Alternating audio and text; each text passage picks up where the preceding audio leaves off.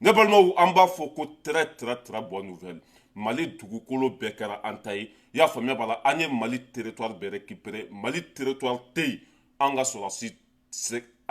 se ka taa yɔrɔ min na. Mali dugukolo tɛ yen an ka sɔrɔdasiw tɛ se k'u sen jɔ yɔrɔ min na. San 10 ni kɔ, i y'a faamuya b'a la, tɔɔrɔ min tun bɛ an kan, tɔɔrɔ bɛɛ banna pewu. San 10 ni kɔ, gɛlɛya min tun b'an kan, gɛlɛya bɛɛ banna pewu. San 10 ni kɔ, anw tun tɛ se ka taa Kidali, mais bi an bɛ Kidali. I y'a faamuya b'a la. An bɛ Asimi fo ka a waleɲuman dɔn. Bi an sigikun ye mun ye min ye semasi olu kɛra juguw sago ye. An bɛna o dalu yira aw la. Bɔli min tun kan ka kɛ le 13 a bɔli ma bɔ a ma tuguni. Bɔli in bɔra kun min na an bɛna an da don o la. Bɔli in, i y'a faamuya b'a la, o y'a bɔ a ma kun min na an bɛna an da don o la k'o walawala. N'an tɛmɛna ka bɔ yen nɔ, kuma caman tun bɛ ka fɔ Abulaye Mayiga ma k'a tun bɛ fɛ ka taa négocier ni semasi ye. I y'a faamuya b'a la, a kuma tiɲɛ t'a la. An bɛna an da don o fana la k'o walawala. N'an tɛmɛna ka bɔ yen nɔ, depuis a fɔra ko élection bɔra dɔgɔkɔrɔ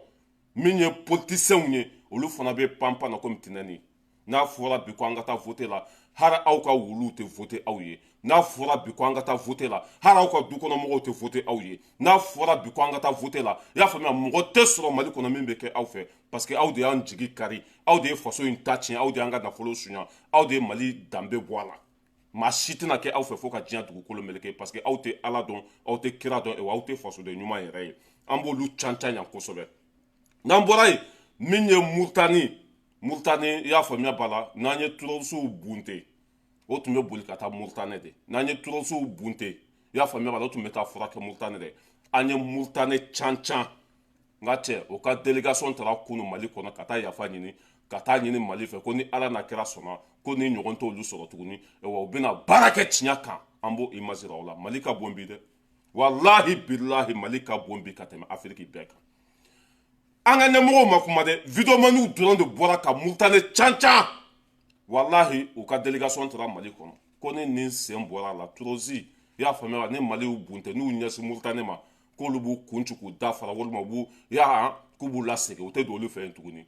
Ko bɛ taa coopération kɛ o ni Mali ye, coopération min ye tori tɛgɛ, coopération min jɛlen don, coopération min nkalon t'a la, k'o bɛ n'o baara kɛ ni Mali ye. N'i ma fali ku tigɛ a tɛ sira minɛ, n'i ma basa ku tigɛ a tɛ dingɛ da yɔrɔ ɲini. N'an bɛ taa an bɛ se. Asimi de bɛ yen, Mali bɛ bonya diyagoya. Asimi de bɛ yen, Mali bɛ bonya. Ni waati man ta an tɛgɛ ma, min ye faso kumasuluden ye, faso kumasuluden yɛrɛ tɛ, baso kumasuluden don. Parce que n'i ko ko faso kumasuluden, o b'a jira k'a fɔ fa bɛ mɔgɔ minnu na. Mais n'i ko baso kumasuluden, a ba dɔrɔn de b'u la, mais fa t'u la. Buba Sumaworo, an bɛna ale cancan, ale kɛra terroriste ye, terroriste de bɛ k'ale financer. Kumakan dɔ bɛ an bolo yan, a bɛ k'Ala deli ko Asimi ka sa, a bɛ k'Ala deli Asimi ka fanga ka cɛ. Ne y'o de fɔ, n ko bilahi e bɛ sa tunga la. Laɲini min bɛ e la, Ala t'a sabati. Asimi de kama bi Mali bonyana. Asimi de kama bi lafiya bɛ Mali kɔnɔ. Ni e ko ko Ala ko o mago sa bi, Ala tɛna sɔn dɛ. Ala tɛna sɔn. Ala ka hinɛ la k'i dayɔrɔ sumaya. Bi ye, i y'a faamuya b'a la, mardi le 10 octobre 2023. Bi ye mardi le 10 octobre 2023. Bonne nouvelle baden de bɛ yen. Aw b'a partager, révélation baden de bɛ yen. Aw b'a partager bi vidéo ka di fo k'a faga. Ne balimaw, yan'an ka don an sigi kunba kɔnɔ, an bɛ Baculi fo, musobaw ka musoba. Baculi min kɛra fantanw ma sababu ye. Kunu Baculi tun bɛ Kayi mara la. A fantanden fɛn fɛn bɛ yen, ni se t'u fa n'u baw ye, Baculi y'a bɛɛ fɛɛrɛ bɔ, k'a bɛɛ fɛɛrɛ bɔ. I y'a faamuya b'a la, k'a bɛɛ ka kalanminan san, k'a bɛɛ ka saki san, k'a bɛɛ ka kaye san, k'a bɛɛ ka biki san. Baculi Ɲangi, an bɛ ɲɔgɔn bolo. Wallahi ni tun tɛ danbe sira kan, i tɔgɔ tɛ bɔ anw da kɔnɔ. Kunu Baculi ka délégation tun bɛ Kayi mara la. Fantanden fɛn fɛn tun bɛ yen, i y'a faamuya b'a la, ni se t'u ye, a ye ekɔliso minan san k'a di fantanden bɛɛ lajɛlen ma. Baculi i sara bɛ Ala bolo. Président musow tɛmɛna yan, u ye anw bali kalan na. Président musow tɛmɛna yan, i y'a faamuya b'a la, u ye faso nafolo min détourné a ka ca, c'est-à-dire k'a ka bon hakili ma. U y'a bɛɛ don dulɔ la, k'a bɛɛ don t'a dɔn, c'est t'a si dɔnna quoi. Mais e Baculi tɛ i ka wari ɲini kɔ kan ka na. I y'a faamuya b'a la, i fa tun ye diamantaire de ye. I y'a faamuya b'a la, i fa fatulen place dira e yɛrɛ ma. I ye nafolo fɛn fɛn sɔrɔ, i nana fantanw jigi tugu Mali kɔnɔ, ka tila ka faso jɔ. I ye lampadaire min don Kayi kɔnɔ, ala kelen de b'a da dɔn i ye ɲama min cɛ Bamakɔ kɔnɔ ala kelen de b'a da dɔn i ye fantan min furakɛ Mali kɔnɔ Bathily ala kelen de b'a da dɔn taa n'a ye wa n b'i kɔ n'i ye tiɲɛ bila n b'i bila Bathily on ensemble a bɛ jɔ n bɛ n ka duloki bɔ fɔlɔ parce que il fait un peu chaud là bi ka kalan dɔɔni quoi voilà funteni b'a la dɔɔni n bɛ nin bɔ comme ça an bɛ sɔrɔ ka tafu bila juguw k'u kɔrɔ voilà aujourd'hui c'est un peu chaud là an bɛ ne balimaw bi ye le 10 octobre 2023 bi ye le 10 octobre 2023 mardi le 10 octobre 2023 semasi tun bɛna bɔliba min kɛ a bɔli bɔra a ma ka da kun jumɛn kan parce que i y'a faamuya b'a la semasi ko k'olu bɛ bɔ le 13 octobre min ye CDM fana ye i y'a faamuya b'a la collectif de défense des armées olu fana ko k'u bɛ bɔ le 13 octobre semasi bɛ bɔ le 13 octobre min ye CDM fana ye olu fana tun bɛ bɔ le 13 octobre o bɛ bɔ heure kelen na i y'a faamuya b'a la o bɛ bɔ don kelen na u bɛɛ lajɛlen tun bɛna taa ɲɔgɔn sɔrɔ place de l'indépendance la a bɛ hakɛ to u bɛɛ lajɛlen tun bɛna taa ɲɔgɔn sɔrɔ yen nɔ a ne ninnu bɛɛ ye ɲɔgɔn sɔrɔ yen a tun bɛna taa kɛ fitinɛ ye i y'a faamuya b'a la ni ala ma fara an kan a tun bɛ se ka kɛ guerre civile ye o de la an ka ɲɛmɔgɔw ye décision ta ninnu fila bɛɛ ka bɔli o y'a bɛɛ bɔ a ma an b'a fɔ ko alihamudulila rabbil alamin n'an bɛ taa an bɛ se an bɛ CDM mɔgɔw fo k'an ka ɲɛmɔgɔw fo k'u waleɲuman dɔn an bɛ waati min na komi bi sisan tɛ nin waati ye sisan tɛ bɔli waati ye an bɛɛ kan ka fara ɲɔgɔn kan de ka faso dɛmɛ an bɛɛ kan ka fara ɲɔgɔn kan k'an ka armée dɛmɛ an bɛɛ kan ka fara ɲɔgɔn kan bi faso bɛ sauver cogo min na ka ɲɔgɔn minɛ an ka taɲini dabila ka place ko dabila i y'a faamuya b'a la ka nafigiya dabila o tɛ marché Mali kɔnɔ tuguni min ye semasi mɔgɔw ka bɔli ye i y'a faamuya b'a la nin ko de y'a bali olu ko k'u bɛ bɔ le 13 octobre min fana ye CDM fana ye olu fana ko k'u bɛ bɔ le 13 octobre semasi bɛ bɔ heure min na ninnu fana bɛ bɔ o heure kelen na semasi bɛ taa ɲɔgɔn dalajɛ yɔrɔ min na ninnu fana tun bɛ taa ɲɔgɔn dalajɛ o yɔrɔ kelen na bon a tun bɛna kɛ ɲɔgɔn bugɔ ye fo ka taa ɲɔgɔn faga bɔ a ko la an ka ɲɛmɔgɔw aw ye hakilina min ta ka ninnu bɛɛ ka bɔli bali an bɛ aw fo o la ka aw waleɲuman dɔn nin de y'a kɛ cogo ye aw kana to mɔgɔ si ka bɔ Mali kɔnɔ bi marisi foyi kana kɛ Mali kɔnɔ bi baara waɲa ka ɲi an mago bɛ fɛn fɛn na aw bɛ k'a kɛ an mago bɛ fɛn fɛn na aw bɛ k'a bɛɛ lajɛlen dilan aw kana tan di mɔgɔ si ma mɔgɔ si ka bɔ Mali kɔnɔ k'i bɛ fitinɛ kolokolo a ye min kɛ a ɲana bi a ɲana sini wa aw ɲɛ bɛ semasi ka bɔli min balila walahi a tun ka di semasi mɔgɔw yɛrɛ ye ka tɛmɛ anw ka ɲɛmɔgɔ kan a tun ka di semasi mɔgɔw ye ka tɛmɛ anw ka ɲɛmɔgɔ kan semasi mɔgɔ dɔ ye ne wele a ko Balayira a ko k'ale ye jɔko fila de di ala ma an ka ɲɛmɔgɔw bɔra ka décision min ta ko bɔli kana kɛ tuguni k'ale ye jɔko fila de di ala ma semasi mɔgɔ de ye n wele i y'a faamuya ko an ka ɲɛmɔgɔw ye décision min ta ko bɔli kana kɛ k'ale ye jɔko fila de di ala ma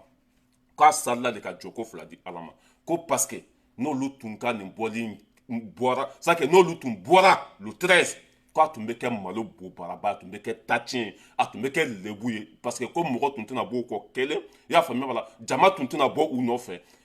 filanan fana ko maliyɛnden bɛɛ tun bɛna ɲugun o la donc ko n ka cɛ tɔgɔ ta bɛɛ ɲugunna o la déjà o bɛɛ y'aw bila ko Balayira ko bɔli in fana tun ka jugu ni nin bɛɛ ko n'u tun bɔra ko malo fana tun bɛ bonya ni nin ye mais ko Asimi ninnu ye décision ta ko k'olu ka bɔli in ko k'a annuler walayi k'ale ye jɔko fila de di ala ma ko tellement k'a bɛn n'ale ma quoi ko souvent k'ale yɛrɛ tun bɛ k'a yɛrɛ ɲininka quoi ko semasi mɔgɔ sera ka nin hakilina ta cogo di k'olu bɛ bɔ bi Mali kɔnɔ k'ale kɔni i y'a fɔ k'ale tun tɛ normal la quoi mais ko depuis Asimi ninnu ko bɔli in tɛ kɛ walayi ko fo k'ale kɛnɛya quoi o b'a yira k'a fɔ semasi mɔgɔw tun nimisalenba don semasi mɔgɔw walayi hali ni tun ye bɛlɛ bila u kɔnɔ walima ka ko bila u kɔnɔ a tun bɛ mɔ u yɛrɛ sera que u yɛrɛ nimisira fo ka fɔ u nimisira quoi u yɛrɛ t'a dɔn c'est que u sera ka nin hakilina in ta ko min na quoi u nimisira parce que Mali bɛɛ bɛ Asimi fɛ bi M5 bɔra waati min na o ye kuma fɛn fɛn fɔ o ka bɔli sen fɛ Asimi a bɛɛ ta en sérieux a bɛ ka baara kɛ n'a bɛɛ ye aw ko Bubu taara wari don blindé la bi blindé ɲɛnama bɛ ka sa ɲadimi de kɔnɔdimi tɛ i y'a faamuya b'a la aw ko faso nafolo kana suɲa depuis Assimi sira façon nafolo dɔrɔmɛ kelen a ma suɲa aw ko zon ka taa kaso la zon bɛɛ minɛna aw ko baara ka kɛ tiɲɛ kan baara bɛ ka kɛ tiɲɛ kan aw ko waati dɔ sera tiɲɛ kan fo faransi mais an nana faamuya ko Mali ko tɛ o de la hadamaden n'i bɛ baara fɛn fɛn ka kɛ tiɲɛ kan n'i y'a kɛ nkalon kan malo b'a kɔfɛ dɛ wa semasi fɔlɔla misiri kɔnɔ ka taa laban bari kɔnɔ c'est à dire que u nɛgɛ tɛ maliyɛnden si la bi parce que bɛɛ b'a dɔn k'a fɔ k'u ta tɛ Maliko ye bi bɛɛ b'a dɔn k'a fɔ k'u ye tiɲɛ bila n'a tun fɔra ko nin semasi belebeleba in maliyɛn bɛɛ tun bɛ jɛkulu min kɔnɔ maliyɛn bɛɛ tun bɛ jɛkulu min kɔ k'o de laban kɛra nin ye jɔn ka siri laban ɲɛ dɛ jɔn ka siri laban ɲɛ ne b'a fɔ Assimi ye i ɲa bɛ semasi mɔgɔw ta la arasibaci ninnu filɛ nin ye bɛn de sariko ninnu filɛ nin ye i ɲa b'u bɛɛ kɛ cogo la o b'a yira k'a fɔ bi maliyɛnw tɛ mɔgɔ kɔ dɛ o bɛ tiɲɛ de kɔ Assimi i cogo dɔn dɛ maliyɛnw tɛ mɔgɔ si kɔ bi o bɛ tiɲɛ de kɔ n'i ye tiɲɛ bila bi la o b'i bila semasi mɔgɔw n'a tun fɔra e ye k'o bɛ laban nin cogo la e tun bɛ d'a la i tun tɛ d'a la dɛ o ye tiɲɛ bila dɔrɔn mɔgɔw y'u bila arasibaci Mali bɛɛ tun bɛ arasibaci kɔ i y'a faamuya arasibaci ye jama min sɔrɔ Mali kɔnɔ mɔgɔ ma deli k'a sɔrɔ depuis a taara Bubu ka wari minɛ ka faso ko bila bɛɛ y'a bila an bɛ Ala de deli ka kira deli Assimi bɛ sira min kan Ala k'a faga nin sira kan Assimi bɛ sira min kan Ala kana to Assimi ka nin sira in bila n'i y'a bila dɔrɔn i tɛ mɔgɔ i kɔfɛ i tɛ mɔgɔ i ɲɛfɛ semasi t'a lajɛ dɔrɔn semasi ɲɛmɔgɔ yɛrɛ ye Mali bila semasi ɲɛmɔgɔ a ye Mali bila n'a tun fɔra e ye k'a fɔ maliyɛndenw bɛ bɔ semasi kama f'u ka ɲɛmɔgɔba yɛrɛ bɛ avion ta ka taa jamana kɔ kan e tun bɛ d'a la tiɲɛ ye Ala de bin cogo t'a la Assimi to nin sira in kan dɛ ne bɛ min ɲini fɛ sabu hali n'i bɛ si kɔngɔ de la kana jamana nafolo suɲɛ bila hali n'i bɛ si duguma de Assimi kana maga jamana nafolo la Assimi i y'a faamuya b'a la hali ni n t'a dɔn hali n'i bɛ taa saraka de deli quoi Assimi to tiɲɛ kan tiɲɛ kɔ ye hɛrɛ ni lafiya de bi bi in na diɲɛ ka surun ɲɔgɔn na dɛ wa hali n'i ye bo ci i ka so kɔnɔ bilahi sabu mankan min bɛ kɛnɛ ma hali n'i ye bo ci i ka so kɔnɔ i y'a faamuya b'a la a kasa bɛ mɔgɔ sabu diɲɛ ka surun ɲɔgɔn na wa foyi tɛ se ka dogo bi foyi tɛ se ka dogo bi to tiɲɛ in kan n'o kɛra i bɛ lafiya to tiɲɛ in kan n'o kɛra walahi i su ɲuman bɛ se Ala ma n'i ye tiɲɛ bila dɔrɔn malo dɔrɔn de b'a kɔfɛ et regarde semasi bancogo filɛ semasi bancogo filɛ tellement qu'an ye semasi cancan tellement qu'an ye bula don semasi la walahi o kɛra jugu sago ye voyage tun t'u ma n ka cɛ o ye avion ta an t'a dɔn o taara yɔrɔ min na o tun tɛ fɛ ka voyage dɛ mais o tɛ Mali kɔnɔ bi nkalon kɔ filɛ dansago kɔ filɛ ka ATT sigi yan ka tila k'o bɔ yen ka n'i jɔ anw dala yan k'olu binna ATT kan de ko ATT ka yafa olu ma ka misiriw yɛlɛma k'a kɛ kize ye ka buwa sigi an da la mɔgɔ min i y'a faamuya foyi t'a kunkolo kɔnɔ ni Falibo tɛ o nana sigi an kun na ka kɛ juguw sago ye ka Mali ta k'a di Faransi ma an wulila o kama k'o gɛn k'o bɔ yen an nana tuguni comment ça s'appelle u nana Bubu Sise di an ma o ye faso nafolo bɛɛ suɲa aw y'o fana bɔ yen Assimi ninnu fana nana i y'a faamuya b'a la o ye aw fɔlɔ de wele k'aw ka na aw ka baara kɛ ɲɔgɔn fɛ parce que aw de ye kɛlɛ in daminɛ aw de bɔra ka buwa gɛn a kɛlɛ in ye aw de ta ye a ye na fɛn fɛn ka d'aw ye an b'a kɛ aw ye Assimi ninnu fɔlɔ de wele k'u fɔlɔ wele ka na bɛɛ ɲɛ tun b'u ni Assimi sigila tabali sanfɛ Assimiw bɛɛ wele ka tila ka u ɲininka mun de ka d'aw ye ko Mugutari de ka di olu ye Assimi ye Mugutari ta o Mugutari kelen a tun bɛ fɛ ka coup d'état kɛ Assimi ninnu na o Mugutari kelen tun bɛ fɛ ka taa Mali ci Faransi tɛgɛ kɔnɔ tuguni aw man ka hakili sɔrɔ ten sa aw man ka fa ten sa aw man ka dabɔ nin ko ninnu na ten sa aw man ka to misiri kɔnɔ ten sa mais denmisɛnnin kara a bɛ wurunkunbɛ de ɲini ko tɛ mɔgɔ ɲini mɔgɔ de b'a ɲini n'i y'a ɲini fana i b'a sɔrɔ maliyɛnw tɛ nkalon kɔ bi dɛ o bɛ tiɲɛ de kɔ maliyɛnw tɛ mɔgɔ kɔ bi dɛ o bɛ tiɲɛ de kɔ an bɛɛ tun b'aw kɔ mun de la an y'aw bila parce que Mali ko tɛ aw tun bɛ Mali ko sira kan don min na buwa tun ye anw tɔɲɔ ni kɛlɛkɛminɛn t'an ka sɔrɔsiw bolo ni lakana tun tɛ Mali kɔnɔ n'an ka wari tun bɛ ka suɲɛ Karimu Keyita fɛ o don aw bɔra ko an ka buwa kɛ ko buwa man ɲi o kuma tun ye tiɲɛ de buwa man ɲi mais an ye mɔgɔ sɔrɔ bi jamana nafolo tɛ ka suɲɛ aw ko k'o fana ka bɔ yen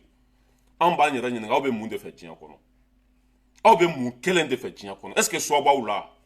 hali ni Ala kira seginna ka na bi k'a bɛ kɛ Mali président ye a bɛ fɛn dɔ sɔrɔ ka fɔ o ma mais Assimi tɛ bɔ yen dɛ wa cɛ o cɛ ma fara Assimi na malo b'a kɔfɛ n'i y'a mɛn ko semasi i y'a faamuya b'a la a ɲɛmɔgɔba yɛrɛ ye ne fa de Imam Dicko n'i y'a mɛn ko sa kunkolo ko don a cɛkɔrɔba yɛrɛ ye Mali bila an t'a dɔn a taara dugu min na semasi bɛ taa min mɔgɔ ni minnu sigilen filɛ semasi kɔnɔ ko Daba Jawara pititi patata olu bɛɛ jigi dalen tun bɛ cɛkɔrɔba de kan cɛkɔrɔba yɛrɛ tɛ Mali kɔnɔ tuguni aw bɛ taa min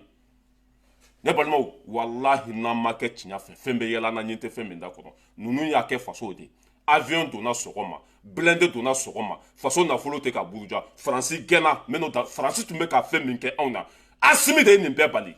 aw bɛna k'a fɔ k'a bɛ nin dɔgɔya anw ɲɛna cogo jumɛn a tɛ marché dɛ walima ka nin gɛn ka bɔ fanga la anw ɲɛna a tɛ marché cogo si de la Faransi tun bɛ ka min kɛ anw na grâce à Asimi a y'a lajɛ dɛ ni Asimi tun tɛ bila anw tun tɛ lafiya a y'a lajɛ Faransi tun bɛ ka min kɛ anw na. Attention, un long tunnel découvert par l'armée d'Assimi Goïta dans le Sahel. Une découverte terrible, tu vas couler les larmes. Prends juste une seconde pour t'abonner, je te partage des actualités sur la sortie de l'Afrique du Djang colonial. Un long tunnel découvert dans le désert sous une base terroriste. C'est vraiment incroyable, depuis des années la France faisait acheminer les armes et même les terroristes. Voilà pourquoi l'armée du Sahel n'a jamais su comment et par où les terroristes passaient. Effectivement, des tonnes d'or, volées par l'armée de France, étaient secrètement acheminées directement vers des ports pour être envoyées en France. C'est vraiment triste. N'oublie pas de t'abonner pour plus d'actualités. Bon. Imaginez combien d'années...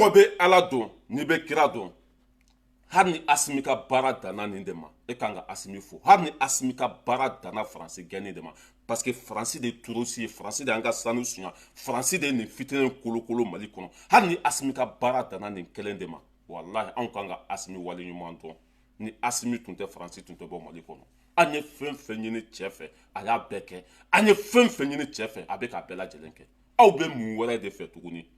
mais denmisɛnnin kara a bɛ wolokunbɛ de ɲini a ye panpan ko tinɛni a bɛ taa bila tulu kalaman kɔnɔ an b'aw ta k'aw ɲimi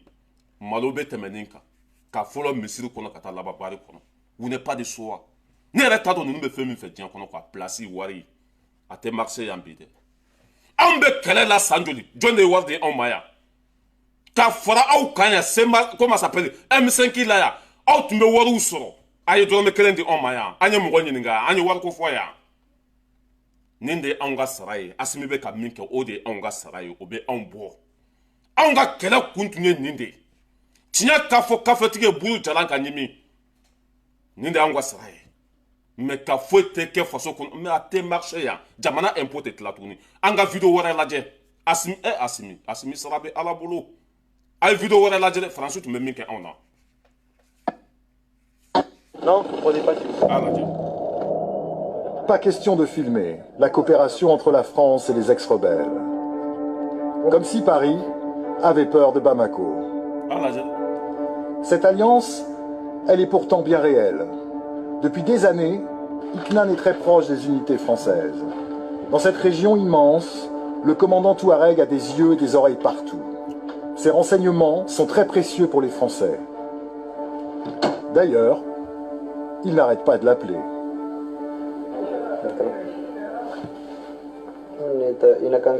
Oui, j'ai appris qu'un groupe de pick-up est arrivé à 15 km de Kidal. Oui, ils sont arrivés par l'Oued. Mon informateur a compté 6 pick-up. Je suis sûr du nombre. Je viens juste d'avoir l'info. Je te confirme que mon informateur ne les a pas vus ressortir. Les 3 portables d'Iknan n'arrêtent pas de vibrer. Et cet appel-là est plus sensible encore. Iknan joue encore le jeu. Mais d'autres commandants Touareg ont déjà arrêté des débarcades. C'est le cas de Najim. Avec ses 300 hommes, il a participé à de nombreuses opérations antiterroristes aux côtés des Français, avant de se retirer. Vous savez, nous avons eu beaucoup de pertes dans les combats contre ces groupes terroristes. 30 morts, 45 blessés. Beaucoup d'enfants. Pour que vidéo kana janya grâce Asimi nin bɛ banna an ka armée bɛ Kidali bi an ka nin cɛ in dɛmɛ an ka nin to nin cɛ in kɔ an ka tɛgɛ di ɲɔgɔn ma nin cɛ in bɛ se k'a ka baara kɛ cogo min na mais kana senkɔrɔla ɲagasa e kelen ka juton kama a tɛ marché an bolo yan cɛkɔrɔbaya t'a la sijaya t'a la i y'a faamuya b'a la kɔlɔsi kana dan ka k'i bolo dɛ hali ni bɔnmɔsi bɛ fofo dugu ma de bilahi n'i ye nkalon sira ta anw jɔlen bɛ a k'i can can bonya tɛ sijɛ ye bonya ye kɛwale de semasi malolen bɛ bɛn a ka bon hakili ma parce que baara min bɛ ka kɛ mali kɔnɔ bi ɲadimi tɛ mɔgɔ tɛ kɛ mɔgɔ fɛ ten o mɔgɔ tɛ tugu mɔgɔ kɔ ten wa mɔgɔ tɛ kɛ mɔgɔ fɛ ten mɔgɔ bɛ tugu mɔgɔ kɔ i ɲɛ bɛ fɛn dɔ de la fɛn dɔ de bɛ ka kɛ mɔgɔ tɛ kɛ mɔgɔ fɛ ten mais a ka bon hakili ma o Asimi tɛ mɔgɔ ci mais a bɛ ka mali jɔ bi ne ko k'i b'a kɛlɛ i b'i yɛrɛ mago sa ni k'i b'a dɔgɔya i b'i yɛrɛ ta tiɲɛ wa semasi olu kɛra samiya bo ye o kɛra ɲɔgɔn tan fɛn ye hali u nɛgɛ tɛ laharakaw la semasi hali u nɛgɛ tɛ laharakaw la bɛɛ tigɛr'o la fo k'u cun kɔfɛ ne tun ka ala deli yɛrɛ de Asimi kana bɔli in annulé quoi Asimi tun ka to yan quoi bon o yɛrɛ maloya tun bɛ bonya ka tɛmɛ nin kan aw ka mɔgɔw y'a fɔ ne ye o wallahi ko bɔli in diyara olu ye ka tɛmɛ fɛn bɛɛ kan ko n'aw tun bɔra ko maloya fana tun bɛ bonya parce que hali wulu tun tɛ taa kɛnɛ kan maa si tun parce que c'est pas la peine quoi c'est pas la peine ne kɔni bɛ min ɲini aw fɛ nin tɛmɛna a ye taa wotoro pousser dɛ k'aw sigi k'a bɛ dɔ fɔ a tɛ marcher dɛ Daba Jawara ninnu a ye taa wotoro pousser bɛɛ tɛ se ka kɛ politicien ye bɛɛ tɛ se ka kɛ ministre ye bɛɛ tɛ se ka jɔyɔrɔ sɔrɔ jamana kɔnɔ a ye taa wotoro pousser o de da ka di aw la a tɛ marcher dɛ k'aw sigi k'a bɛ faso nin na aw ka intérêt kama a tɛ marcher dɛ a ye petini lamɛn nin de ye semasi ɲɛmɔgɔ ye. Ne tɔgɔ Yusuf Daba Jawara ne ye Semas de l'imam Mahmoud Diko au coordinateur général ye. Ayiwa a seli ma yan nɔ bi an y'a ye k'a fɔ k'aw kan ka bɔ vendredi n'o ye le 13 i bɛ se ka dɔɔni fɔ an ye sortie in yɛrɛ kun kan. Effectivement i y'a fɔ cogo min na Semasi bureau national ye réunion kɛ an bɛnna kan ka fɔ ko ni Ala sɔnna a ma le 13 octobre vendredi prochain à partir de 14h an bɛ welewelemada bila an ka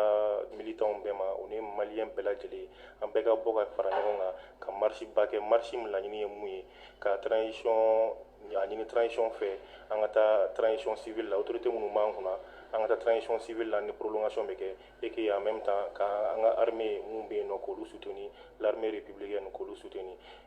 ni ŋaniya in an y'a ta ka da n'a an ka communiqué minnu tɛmɛna n'an y'a fɔ k'a fɔ an b'a ɲini jamana ɲɛmɔgɔw fɛ u ka fɛɛrɛ bɛɛ kɛ pour que ka transition civile bila sen kan ko o hukumu kɔnɔna la an bɛna wulikajɔ sabati n'an b'a fɔ o ma ko action patriotique pour que ka se ka an ka laɲini o la sabati jamana kɔnɔna la. Ok bon komi i bɔra ka fɔ nin cogo min na ŋunuŋunukanw cayalen don dugu kɔnɔ kosɛbɛ mɔgɔw bɛ k'u yɛrɛ ɲininka aw bɛ ka nin kɛ ka da kun jumɛn de kama e bɛ se ka mun de fɔ an ye o la. An bɛ k'a kɛ ka da kun kama kun jɛlen don a kun ye pour que ka se ka Mali bɔ nin kunbala in na parce que bɛɛ b'a kalama nin y'a san 3 ye fanga kalifalen bɛ mɔgɔ minnu na sɔrɔdasi finitigilakaw de don et que aujourd'hui o san 3 tɛmɛnen kɔfɛ n'i ye a bilan ta k'a lajɛ an bɛɛ y'a ye k'a fɔ ko bilan vraiment ça reste mitigé pour ne pas dire négatif donc anw bolo n bɛ baara kalifali la san 3 i kan ka se ka mun kɛ n'i ma se k'olu kɛ a ka kan layɛli ka k'a la minnu ma ɲɛ olu ka fɔ maintenant munna a ma ɲɛ parce que mɔgɔ dɔw de bɛ olu de bilalen don a baara la donc anw bolo mɔgɔ baara in kalifara mɔgɔ minnu na olu de ma se ka doni in ta donc a ka kan olu ka bɔ yen bi mɔgɔ wɛrɛw ka na an k'olu fana lajɛ n'an ko mɔgɔ wɛrɛw an kan t'anw ma an kan bon an bɛ nin jugu sago in lajɔ yan bilakoro fara 3 kana taa wotoro pousser hali c'est que e tɛ kɛ hali bilakoro kuntigi ye Mali kɔnɔ na e bɛ taa baara de kɛ bilahi semasi aw b'a bila maa yɛrɛ t'a kɔnɔ tuguni bɛɛ taara ka bɔ a kɔnɔ i y'a faamuya depuis a ye Asimi dɔgɔya bɛɛ taara ka bɔ a kɔnɔ i sigi ni bɔnmɔsi ye bilakoro fara 3 ka ban baara ma ko parti politique ko ni Asimi ninnu ka bilan lajɛ san 3 an ye Faransi gɛn o ye bilan fɔlɔ ye bilan min i y'a faamuya b'a la ni c'est que ni Asimi sara tɛ maliyɛnw bolo kɔ Faransi de tun bɛ terroriste financer Faransi de tun bɛ marifa d'u ma Faransi de tun b'an balimaw faga o ye bilan fɔlɔ ye minɛn tun t'an ka sɔrɔdasiw bolo bi minɛn bɛ yen walima minɛn tɛ yen minɛn bɛ yen zone taara kaso la walima ma taa kaso la baara bɛ ka kɛ tiɲɛ kan walima cɛw ye kafiriw de ye sa ni kube ninnu ka kuma bɛ fɔ dusu de bɛ tiɲɛ quoi mais Ala ka hinɛ la k'i dayɔrɔ sumaya i y'an kɔ kiti min Ala ka nɔgɔya nin ye aw kɛlen barika bannen de ye tuguni aw tɛ ciga ci tuguni Mali kɔnɔ c'est fini pour vous aw tɛ don da la tuguni cɛkɔrɔba ka t'i sigi nkalon tigɛ la ko san 3 in kɔnɔ ko foyi ma kɛ Asimi ninnu ye baara min kɛ ni Alifa tun y'a kɛ ni Ateto tun y'a kɛ ni IBK tun y'a kɛ sisan tun b'a sɔrɔ Mali kɛra Dubaï ye quoi Asimi ninnu ka san 2 o ye baara min kɛ président tɛmɛnen n'u tun y'a kɛ bilahi sisan b'a sɔrɔ Mali bɛ Afiriki bɛɛ ɲɛ kalabanci jɔn bɛ nin ta ko foyi ma kɛ ko ninnu ka bɔ yen hali i fa tɛ se ka ninnu bɔ yen bilahi hali e fa tɛ se ka ninnu bɔ yen nin ye jawaralakaw bɛɛ kuma sulu ka jawaralakaw bɛɛ la maloya ko san 3 in ko foyi ma kɛ ko Asimi ninnu ka bɔ ko mɔgɔ wɛrɛ ka na n'a fɔra ko an ka taa élection na bi hali e ka wulu bɛ voter e ye wa jɔn bɛ e dɔn jɔn bɛ na tugu e kɔ e bɛ bɔ dugu jumɛn na e ye jɔn su mɔgɔ ye mɔgɔ si tɛ e dɔn jɔn bɛ tugu e kɔ mais ni ala ye mɔgɔ ta tiɲɛ ka mɔgɔ nagasi ka mɔgɔ barika ban i bɛ sɔn ko bɛɛ ma a filɛ nin hari aw muso n'aw denw t'aw lamɛn bi a ye kabila bɛɛ kunba solu ni taara ɲininkali kɛ lahara ko mali bilama bɛ cogo di laharakaw b'a fɔ ko Asimi y'an kunna wolo ni ye Modibo Keyita su lawuli bi wala a bɛ tɛgɛrɛ fɔ Asimi kun aw de sigilen bɛ gateau nɔfɛ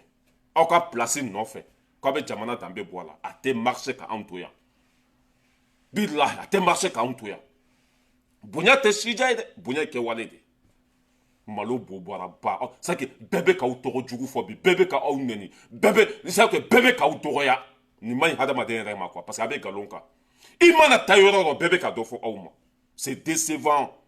i mana taa hali lahara kaburu dingɛ la bi n'i taara ɲarela kaburuso la bi k'i tulo da kaburu kan bi bɛɛ bɛ ka pɔrɔ ci semasi la bɛɛ hali suw bɛ ka semasi nɛni bi quelle honte la déception totale an bɛ tɛmɛ ka bɔ yen nɔ an bɛ na ŋunuŋunukan caman tun bɛ yen k'a fɔ Abulayi Mayiga ko semasi ko k'u bɛ bɔ a ko Abulayi ko an ka fanga ko ja tigɛra a ko Asimi bɛ na Abulayi Mayiga bila k'a ka taa delili kɛ ko semasi kana bɔ a kuma tiɲɛ t'a la dɛ Abulayi Mayiga yɛrɛ bɔra ka démenti i y'a faamuya b'a la k'olu tɛ taa mɔgɔ si deli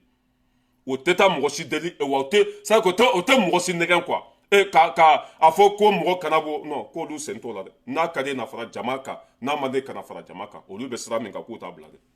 dɛ wa k'a fɔ aw ye o ŋunuŋunukan min tun bɛ sen na o nkalon min tun bɛ sen na Abulayi Mayiga bɔra ka démenti k'a fɔ ko ale m'a fɔ k'a bɛ taa négocier ni semasi ye a m'a fɔ k'a bɛ taa semasi deli a ka sira yɛrɛ t'a la n'a ka di semasi u ka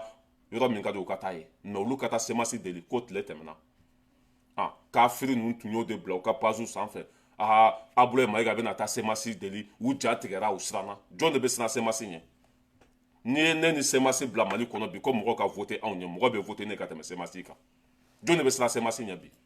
k'a fɔ aw ye dɔrɔn k'o kuma tun ye nkalon de ye Abulayi Mayiga bɔra k'a démenti ale m'a fɔ k'a bɛ taa semasi deli ale m'a fɔ k'a bɛ taa kuma ni semasi ye ale ma pas paga de fɔ kuma min bɛ k'a fɔ nkalonfin don Abulayi Mayiga m'a fɔ k'a bɛ taa mɔgɔ si deli dɛ a m'a fɔ fana ko mɔgɔ si kana bɔ i y'a faamuya b'a la k'a nkalon tigɛ nin fanga e ma olu tɛ kuma i bɛ si ka bo fara nin fanga ninnu t'u da don u da la olu tɛ kuma olu bɛ baara de la e bɛ Asimi kumakan mɛn yan e bɛ anw ka ni autorité ninnu k'u da don manamana ko la wa u bɛ tiɲɛ de kan u bɛ ka baara kɛ jamana kɔnɔdenw bɛ fɛn min fɛ u bɛ k'a kɛ kɛmɛ kɛmɛ sigi la 99 bɛ ninnu fɛ référendum tɛmɛna aw ko mɔgɔ kana taa wuita bɛɛ taara wuita o tun man k'aw sɔn hakili la mais denmisɛnnin karakara a bɛ hurunkunbɛ de ɲini n'an bɛ taa an bɛ se an bɛ tɛmɛ ka bɔ yen nɔ an bɛ na politisiyɛnw na ala jugu kafiri maafiriw depuis a fɔra ko élection bɔra dɔgɔ kɔrɔ o bɔra panpan na o don min kɛra a ma bɛn élection tun bɛ ne yɛrɛ t'a dɔn ninnu ye den modèle mun ye diɲɛ kɔnɔ quoi o de la ne ko Asimi k'u bɛɛ faga ka bɔ diɲɛ kɔnɔ parce que ka ninnu to Mali kɔnɔ o bɛ den fɛn fɛn wolo o den sugu ninnu bɛ k'u ɲɔgɔnna ye quoi an ka bateau jenina yan cɛbilen ma kuma dɛ an ka bateau jenina yan Musa Mara ma kuma dɛ i y'a faamuya an ka armée sara yan i y'a faamuya fɛn caman de kɛra Mali kɔnɔ i y'a faamuya ni tɔɔrɔ tun don Mali ma mɔgɔ si ma ninnu ka communiqué mais a fɔra ko élection bɔra dɔgɔ kɔrɔ dɔrɔn u bɛɛ bɔra panpan na anw ka impôt tɛ kɛra aw kɔnɔ tuguni dɛ walahi anw ka impôt k'a dun a tɛ kɛ tuguni dɛ walahi a tɛ kɛ tuguni wa parti politique a bɛ mɔgɔ fɛn fɛn kun na k'aw bɛ passer a tɛ passer dɛ a tɛ passer parce que aw ye nkalon tigɛ anw ɲɛ yan ka anw ka nafolo suɲɛ yan ka Mali ta k'a di Faransi ma ka Mali kɛ jugusago jamana ye aw politiciens de y'a kɛ aw fɛn fɛn bɛ kuma na bi tɔɔrɔ tun b'an kan don min na aw ma su ye kɛlɛ la aw si ma bɔ ka fantanw défend aw si ma bɔ ka jamana défense ta bi an ye mɔgɔ sɔrɔ min bɛ ka hɛrɛ kɛ an ye k'an k'o bila ko ka taa nɔrɔ aw la est ce que aw tɛ sogo de la walima aw buruna ka bɔ aw ka lit de sanfɛ yan aw ka Musa Mara lamɛn nkalon tigɛ la jɔn bɛ kɛ aw fɛ tuguni a ye Musa Mara lamɛn dɛ aw ɲugun bɛ mɔgɔw la quoi a ye Musa Mara lamɛn kuma bɛ a bɛ fɔ ko faransi bɛɛ ka mali bali mali ka taa kɛlɛ kɛ a ma deli ka kɛ siɲɛ kelen an b'an ka territoire de kan faransi ma deli ka mali bali k'a fɔ ko k'an ka avion bali ka wuli ka taa fan fɛ nkalon don k'a fɔ ko k'an ka char bali ka taa yan fɛ nkalon don ne de b'a fɔ aw ye n'a prévu bɛ maa bolo a tigi y'a prévu yira aw la donc a ma deli ka kɛ siɲɛ kelen wa k'an bali ka avion san k'an bali ka char san k'an bali ka marifa san a ma deli ka kɛ siɲɛ kelen ne de b'a fɔ aw ye nous sommes souverains an yɛrɛ de bɛ taa an ka char kolon n'an ka avion kolon san ka tila ka wuli ka n'a fɔ tuguni avion kulo ye o sol fɛn tɛ bɔ a la ko wallahi nin ka wolo kɛra fu de a ɲɔgɔn nkalon tigɛla den tɛ diɲɛ kɔnɔ e y'a fɔ kunna sinan kɔrɔ ouverture media ka plateau la ko mɔgɔ bɛ k'a fɔ e taara an ka sɔrɔdasiw di saya ma ko e ma taa ten dɛ ko e tagatɔ la ko e taara i sara faransi sɔrɔdasiw la ko e bɛ se ka taa e ni ala na kira cɛ mali minisiri e tɛ se ka taa yɔrɔ la n'i ma t'i sara faransi minisiriw la o b'a yira k'a fɔ ko foyi tɛ kɛ n'an ma sara faransi n ko musa mara ninnu bolo ko k'anw ye lagalagatɔw de ye kuwa o bɛɛ n'a ta musa mara ko k'o tɛ k'an bali foyi la e tɛ se ka taa kidali fo k'i ka t'i sara ninnu de la o b'a yira k'a fɔ ninnu de ta ye mali ye ninnu de tun bɛ aw bali fɛn bɛɛ la mɛ dangatɔw don o c'est que a bɛ komi ni mɔgɔ si banna quoi i bɛ t'i yɛrɛ bila TGV ɲɛ quoi kumasulu ko maloyala ko nkalon tigɛ don o don ka nkalon bɛ jɔ o la musa mara ko yan ko sabe ko ni preuve bɛ mɔgɔ mɔgɔ bolo k'a fɔ ko faransi de bɛ k'anw bali ka taa kidali walima faransi de bɛ k'anw bali ka avion san ko ni mɔgɔ min bɔra n'a preuve ye k'ale tɛ kuma tuguni président de république Assimi Goïta jigitugu masa transition président Assimi bɔra k'a fɔ le 1er janvier ko n'i y'a ye ale ye radar san n'i y'a ye ale ye avion san n'i y'a ye ale ye fɛn bɛɛ san ko k'olu to fɔrɔn na k'olu to kɛlɛkɛyɔrɔ la Assimi yɛrɛ tun bɛ kɛlɛkɛyɔrɔ de la ko waati min na ni an balimaw bɛ ka sa fa i y'a faamuya wala Ogo Sago munduru ninnu ko n'olu ko k'u bɛ taa an balimaw sauver ko faransi tɛ sɔn avion kelen min fana tun b'an bolo n'u ko k'u bɛ sɔrɔdasiw ta ka taa n'u ye ko faransi b'a fɔ ko ayi k'olu bɛ baara la musa mara dan bɛ kɛnɛ kan e tun kan ka Assimi jaabi o n bɛ segin ka video in k'a la ni e ye hɔrɔnden de ye ni e ye halala de ye ni e ye silamɛ de ye e kan ka bɔ ka Assimi jaabi walima i ka débat ɲini Assimi fɛ walima i ka na ni preuve ye ne m'a fɔ ko ninnu ɲugun b'aw na ne m'a fɔ aw ye ko ninnu bɛ ninnu tɛ ala dɔn sa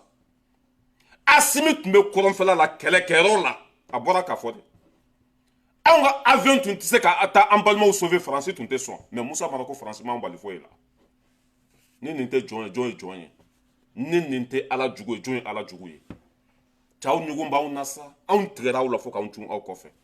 cɛkɔrɔba muso b'a bolo den b'a bolo ka nkalon tigɛ kabila ɲɛna a ka intérêt nɔfɛ parce que ale jigi dalen tun bɛ faransi de ka faransi k'ale kɛ président ye mali kɔnɔ quel lâche Assimi y'a fɔ i ma Assimi jaabi dɛ i ko n'a dalu sɔrɔla mɔgɔ bolo k'a fɔ ko faransi de y'an bali ka avion san faransi de y'an bali ka taa kɛlɛkɛyɔrɔ la ko e tɛ kuma tuguni président kunturu bɔra k'a fɔ ko faransi tun b'an bali fɛn bɛɛ la an n'an ka wari an ko k'an bɛ avion san u bolo o ma sɔn avion kelen min tun b'an bolo n'an ko an bɛ taa kɛlɛ kɛ o tɛ sɔn n'an ko an bɛ don kidali o tɛ sɔn mais musa mara ko ayi n'an bɛ taa an bɛ se wallahi fɛn bɛ yɛlɛ aw la ɲin tɛ fɛn min da kɔnɔ aw kɛra poubelle de aw dati banna nafa foyi tɛ aw la tɔɔrɔ min bɛ anw kan bi aw de nɔ don aw ka intérêt kama hali o dɔ sigilen bɛ tubabuw cɛ la yan i ni tubabuw bɛ ɛrɛɲɔ la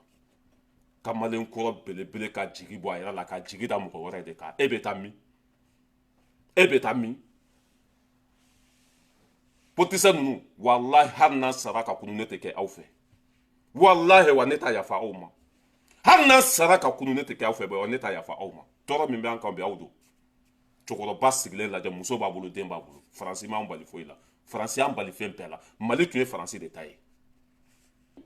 kuma bɛ a bɛ fɔ ko faransi bɛɛ ka mali bali mali ka taa kɛlɛ kɛ a ma deli ka kɛ siɲɛ kelen an b'an ka territoire de kan faransi ma deli ka mali bali k'a fɔ ko k'an ka avion bali ka wuli ka taa fan fɛ nkalon don k'a fɔ ko k'an ka char bali ka taa yan fɛ nkalon don ne de b'a fɔ aw ye n'a prévu bɛ maa bolo a tigi y'a prévu yira aw la donc a ma deli ka kɛ siɲɛ kelen wa k'an bali ka avion danbe kɛnɛ ka tɔgɔ jumɛn bɛ nin na hɔrɔnya kɛnɛ ka tɔgɔ jumɛn bɛ na silamɛya kɛnɛ ka tɔgɔ jumɛn bɛ na kabila kɔnɔ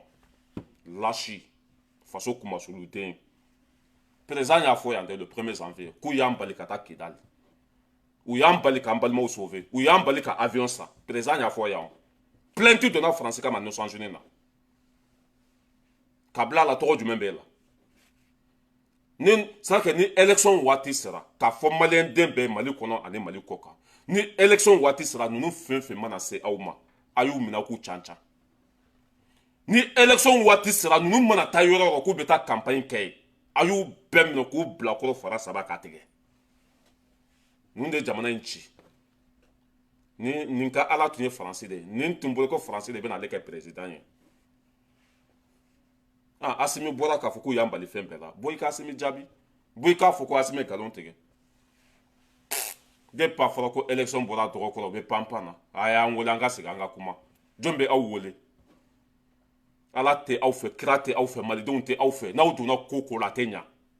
n'aw donna koba la a bɛ kɛ kodenni ye maa si tɛ aw fɛ n'aw gɛrɛla Asimi n'anw bɛ bɔ Asimi kɔ n'i ye ne kɛ président Mali politicien n t'u faga dɛ n b'a bɛɛ minɛ ka taa bɛɛ bila sɛnɛkɛyɔrɔ la n'i ye ne kɛ Mali président n bɛ ninnu bɛɛ minɛ ka taa n'u ye kɛlɛkɛyɔrɔ la k'u taa n'u kɛlɛkɛyɔrɔ la walima n bɛ t'u bila foro kɔnɔ u bɛ sɛnɛ kɛ jigilatigɛdenw aw den fulan Asimi Goïta ka na ka tiɲɛ fɔ faransɛ Macron bɛ si ka Asimi wele a t'a ka appel ta Macron bɛ tile ka bo fara a t'a ka appel ta Asimi tɛ nin y'a place la tiɲɛ de bɛ laban o Asimi banna Faransi la ka Faransi gɛn o sera ka Asimi faga o sera ka Asimi bɔ a place la diɲɛ bɛɛ tɛ nin Asimi fɛ parce que tiɲɛ ye ala de ye aw nana k'aw fa di Faransi ma k'aw ba di Faransi ma a ko kɛra mun ye malo an tɛ élection kɛ an bɛ taa denkundi de la Asimi kan ka Mali parti politique k'a bɛɛ ci ka bɔ yen Mali parti politique k'a bɛɛ jeni ka bɔ yen Mali parti politique k'a bese ta k'a bɛɛ kantigɛ tɔɔrɔ min bɛ an kan ne ye cɛbilen ninnu yɛrɛ sigilen cɛbilen dara ne yɛrɛ ta c'est pas la peine quoi hali Musa Mara fana ka fisa n'o cɛbilen ninnu de taara fara IBK kan o ko sa ko jɛnna su Kɔnte yɛrɛ ma kɛ tuguni ni hakili jiginna Mali politicien na i dusu bɛ bɔ de hali n'i tɛ fɛ k'u dɔgɔya i b'u dɔgɔya u man ɲi an bɛ tɛmɛ ka bɔ yen komi aw barika banna an bɛ na Muritani n'anw tun ye terrorisiw faga o bɛ boli ka taa Muritani de parce que o ni Muritani tɛgɛ bɛ ɲɔgɔn bolo Mali jugu fɔlɔ-fɔlɔ Muritani Alizeri kɛlɛ min bɛ anw dala yan Muritani sen b'a la Alizeri sen b'a la i m'a ye anw ni Muritani bɛ frontière la terrorisiw bɛ anw ka dugu attaquer mais o tɛ se Muritani ma o b'a yira k'a fɔ Muritani de terrorisiw ninnu fabriquer k'u bila Mali la ala y'o tiɲɛ bange an y'u bunte Kidali i y'a faamuya b'a la k'u bunte comment ça s'appelle dugu tɔgɔ Bɛrɛ an ye terroriste fɛn fɛn bunte Bɛrɛ minnu ma sa minnu banana olu bɛɛ taara ye Muritani dɔgɔtɔrɔso la o bɛ ka furakɛ yen président ma kuma mɔgɔ si ma kuma vidéomaniw de bɔra ka kuma Muritani président ja tigɛra u ka ministrew ja tigɛra ne y'a fɔ dɛ n ko walahi n'an kuman'u kan n ko bɛna delili kɛ ne y'a fɔ a ye depuis o don n ko ni vidéomaniw kuman'u kan n ko bɛna delili kɛ parce que u b'an bɛɛ lamɛn u filɛ nin sa u bɛ ka ne lamɛn ne bɛ ka kuma min fɔ sa dɔ bɛ taa lasegin sa kɛ dɔ bɛ taa f'u ye suraka kan na ye a bɛlɛ yɛrɛ bɛ ka nin fɔ aw ma bɛlɛ yɛrɛ bɛ ka an y'u cancan Asimi ma kuma dɛ o taara yafa ɲini ka taa delili kɛ ko ni nin sen bɔra a la ni nin tɛmɛna terroriste tɛ don olu sa kɛ Mali mana terroriste fɛn fɛn bunte k'olu t'a bila k'a ka don Muritani k'olu bɛ fɛɛrɛ sugu bɛɛ kɛ o ni Mali i y'a faamuya b'a la bonya bɛ se ka t'o ni ɲɔgɔn cɛ cogo min na olu ni Mali danaya min tun b'u ɲɔgɔn cɛ ka kɔrɔ k'o danaya bɛ se ka to cogo min na n'a ka d'aw ye i y'a faamuya b'a la a ye baara kɛ tiɲɛ kan n'a man d'aw ye a ye baara kɛ nkalon kan nkalon kɔ ye malo ni ta tiɲɛ dɛ miseli minnu b'an bolo bi se min b'an ye bi jamana fɛn fɛn n'i ma an bonya an bɛ bo tigɛ musalaha tɛ yen dɛ hali an t'i deli yɛrɛ i m'a ye terroriste yɛrɛ Muritani ma kuma o mais u b'an sɔbɛ dɔn bi u b'a dɔn barika bɛ b'an na bi olu de y'u sen b'o kɔnɔ kɔrɔ ka na delili kɛ ko bɛ na baara kɛ tiɲɛ kan aw kana baara kɛ tiɲɛ kan nkalon ko ye malo de ye o san joli a bɛ k'an fa n'an baw faga Asimi nana aw b'a dɔn ko cɛ don aw b'a dɔn ko den barikama don aw b'a dɔn k'a fɔ ko Asimi a man ɲi il est très puissant hali bi aw bɛ continuer ka terroriste dɛmɛ ala y'u kɔ bɔ fiɲɛ la an ka Muritani ministre lamɛn u taara delili kɛ Mali la. Au cours de cette audience qui a duré une quarantaine de minutes, le ministre mauritanien des Affaires étrangères, de la coopération internationale et des Mauritaniens de l'extérieur a transmis au président de la transition, le colonel Assimi Goïta, un message du président de la République islamique de Mauritanie, Mohamed Ould Cheikh El Ghazouani. Selon le diplomate mauritanien, le message est relatif au renforcement des relations fraternelles et d'amitié entre la Mauritanie et le Mali. Le message a trait aux excellentes relations bilatérales entre nos deux pays qui, comme vous le savez, plongent leurs racines dans une histoire commune et que les deux chefs d'État ont à la fois magnifié et ont pris l'engagement ferme aussi de faire en sorte qu'elle prospère au bénéfice des deux peuples frères et au bénéfice aussi de notre sous-région. Le Mali et la Mauritanie partagent plus de 2200 km de frontières communes qui concernent plusieurs régions du Mali et Oulaya de la Mauritanie. Le diplomate mauritanien était accompagné par son homologue malien Abdoulaye Diop. Voilà, l'alliance ko ni sen coopération ka be ke tinya kan de ni sen coopération ka be ke tinya ka ko ni ala na kra so no ko lute Mali janfa tuguni de ko lute trosu foi bla ko kata be Malika ko lu yere be nu chesle de trosu ko be se ka ban tugumina a blanta bla ni flan de be nyona tasuma kamina direct ka ko ne ba feli ni kaf sura kafiri dende toro min be anka mutane sembala mutane de be essence du trosu ma mutane de be trosu financé mutane de be fembe ke trosu ye ala y'a faamuya bala u kɔ bɔ fiɲɛ la min Al-Jazeera olu taara filmeli kɛ turasu minnu bɛ an ye turasu minnu bunte comment ça s'appelle bɛrɛ olu bɛɛ dalen tun b'u ka dɔgɔtɔrɔso kɔnɔ bɛ ka furakɛ o b'a yira k'a fɔ Mauritanie de bɛ ka turasu bila Mali la